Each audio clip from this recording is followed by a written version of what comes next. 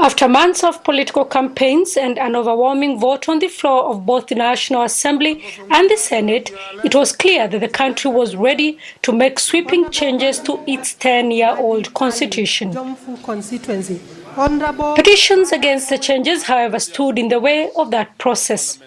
And indeed, on Thursday, a landmark court ruling dealt those plans a big blow. Declaration is hereby made that the entire unconstitutional change process promoted by the Steering Committee on the Implementation of the Building Bridges to a United Kenya Task Force report is unconstitutional, null and void. The court also found that the Kenyan president was in fault and violation of the constitution. A declaration is hereby made that Mr. Uhuru Kenyatta has contravened Chapter 6 of the Constitution and specifically Article 73, Sub-Article 1, Sub-Article A, Sub-Article 1 by initiating and promoting a constitutional change process contrary to the provisions of the Constitution on amendment of the Constitution.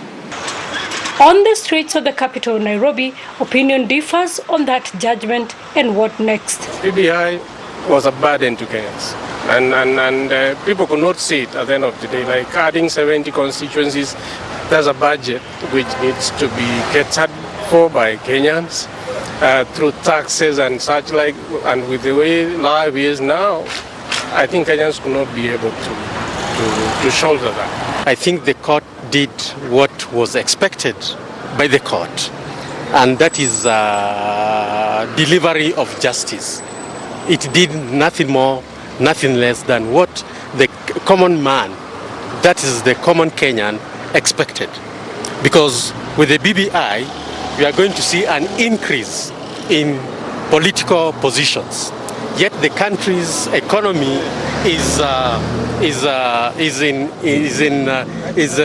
in a ditch.